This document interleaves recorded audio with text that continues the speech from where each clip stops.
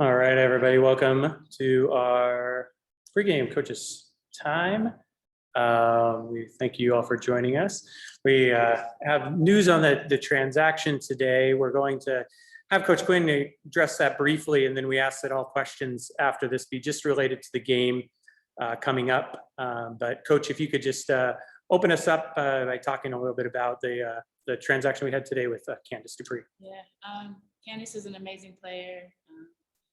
Has had we all know her game, and I think this in particular was a mutual agreement.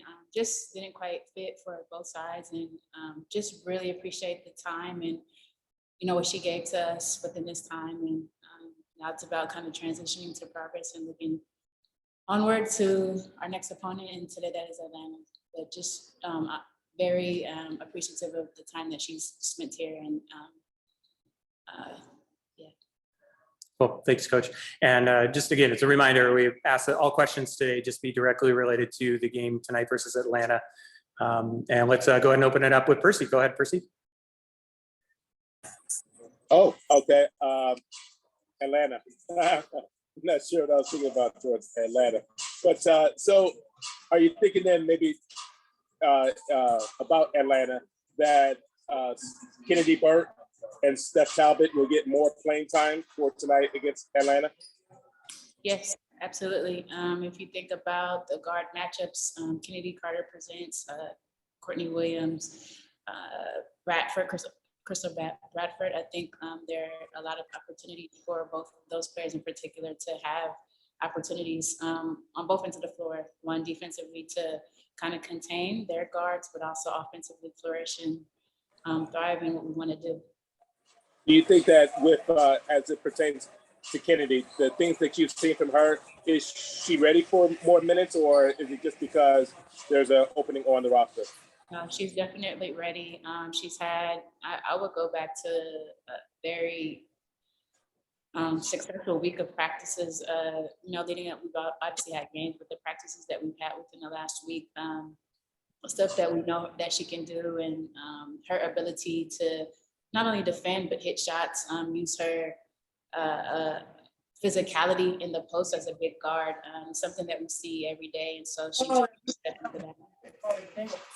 Do you and just this type of, as you get ready for Atlanta, how much did you have to maybe retinker with what you wanted to do in terms of rotations? Not much at all. We have people who are playing maybe more minutes, but everybody's in their spots, everybody's in their roles, and everybody on a day-to-day basis practices those roles. All right, Coach, thank you. You're welcome. Thanks, Percy. M. Adler, go ahead, M.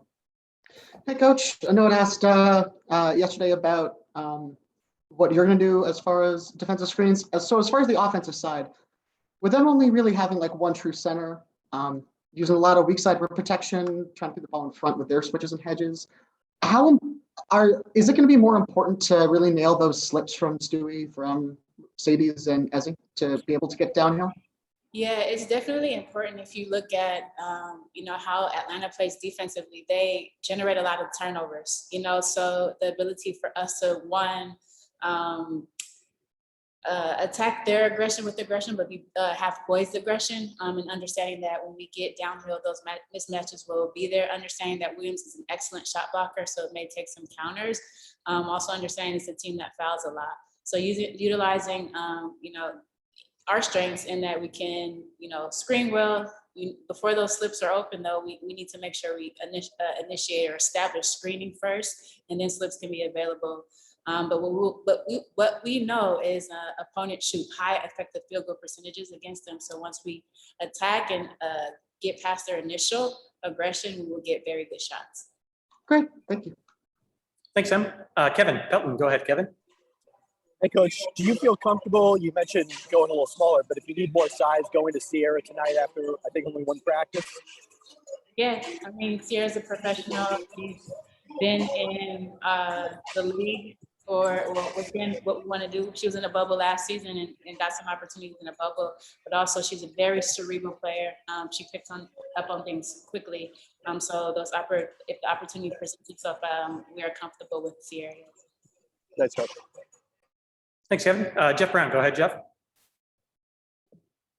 Hey, coach, I know a big thing with those first two games against Atlanta was all their offensive rebounding.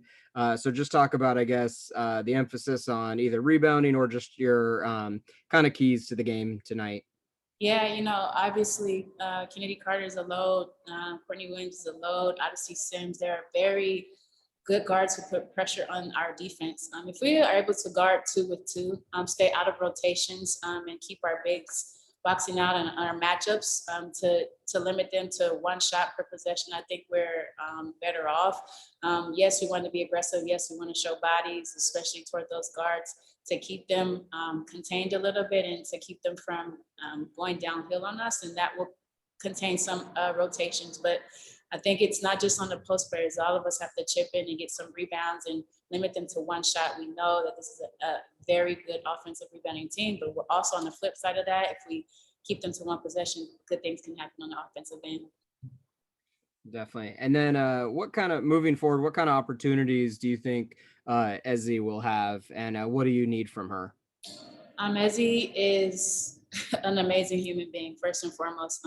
What she provides every single day with her work ethic, with her her athletic ability to go get some rebounds. I think we will continue to see her grow as a player on the offensive end, especially being on the floor with a different unit at times, but understanding first and foremost her defensive presence, able to block shots, her rebounding, and then her ability to run the floor and transition and get easy layups are a plus for us. So within, her opportunities, I think she can flourish with those details.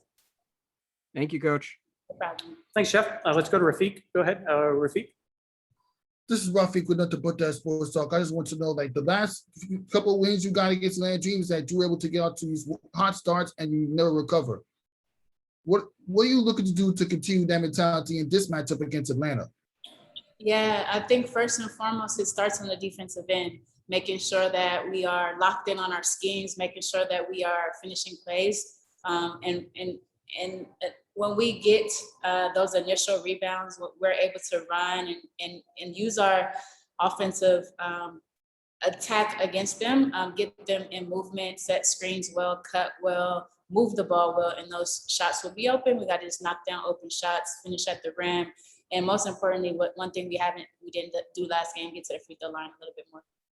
And can you break down some of the struggles that happened during this main 2-game losing streak?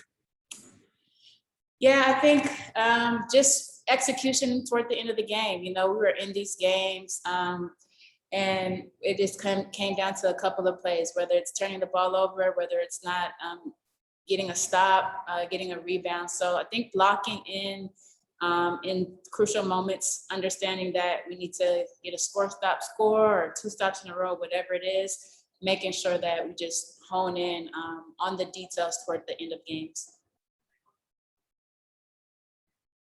All right. Thanks, Rafiq. We'll go ahead and let you go, Coach. We'll see you back after the game. Thank you. Thanks, everybody.